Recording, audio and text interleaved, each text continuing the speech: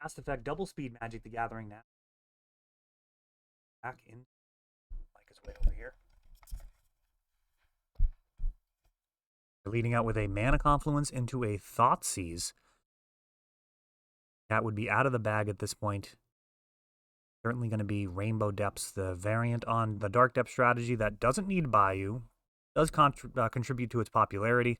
But, you know, it has access to a whole lot of sideboard options, even main deck stifles. Or mana base hurts you, but, you know, the deck is so fast, you don't really care that much. You also get access to Urborg, which can shut off. Ooh, main phase crop rotation. Could be bad. Dark Depths, will we see a Vampire Hexmage? It's a really good hand for Lucas, but he's going to need to win on his turn through a Thoughtseize, and that does not happen. It looks like he had everything that he needed except for perhaps black mana. But a 2020, very, very fast there. Funny, Rainbow Depths, or the Depths strategies in general, are not as fast as some of the other combo decks, but they play, in terms of physical time, faster. It's an interesting psychological thing to contend with. Even though it might be turn 2, 3, sometimes 4, those turns take like no time. We have Vampire Hexmage getting Thoughtseized. Going to allow the return Thoughtseize.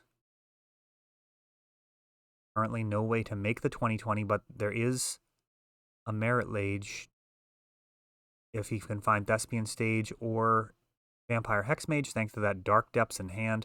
Also, Urborg, one of the strongest cards to go along with this. And we're going to see the new Yavimaya as a new possibility as well for these decks, giving more access to green mana. More frequently, perhaps, turning our our Dark Depths into something that can tap for mana. So really strong printing for the deck.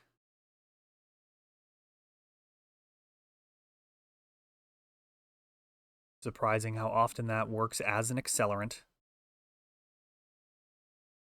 You make a turn 3 2020 without even casting a spell, which is pretty brutal. It's a turn 3 win isn't very impressive in Legacy, but a turn 3 win through a fistful of Force of Wills and Force of Negations is, in Dazes, all the different counter magic that exists is very strong. Just a Past in Flames left for Lucas. And if this game becomes enough of a train wreck, you got to imagine that Lucas has a little bit of an advantage. The fact that he can just replay his entire graveyard. So if it's Thoughtseize, Inquisition, Duress, back and forth, cards just being destroyed, or hands being destroyed, eventually Past in Flames will just let you replay all of that stuff. It's immune itself to Thoughtseize as it just goes to the graveyard, and it costs 1 more to flash back, which is not nothing, but very often it's a price you're more than willing to pay.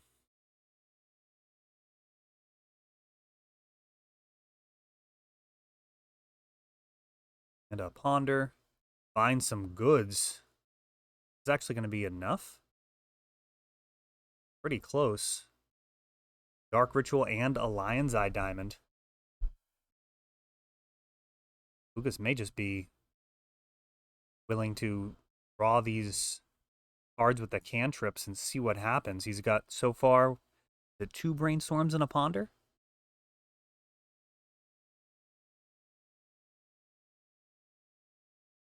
Thoughtseize.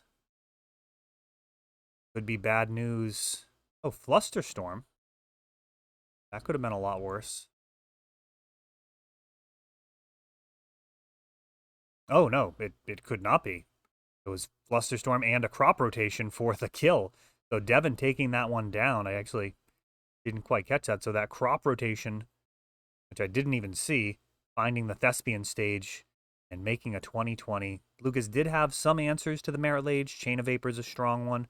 I actually like Caracas in the sideboard of Ant at times, as it answers both things like Merit Lage and also Bounce Thalia and Gaddock Tea as a consideration I don't see played very often. But Rainbow Depths showing some real strength here.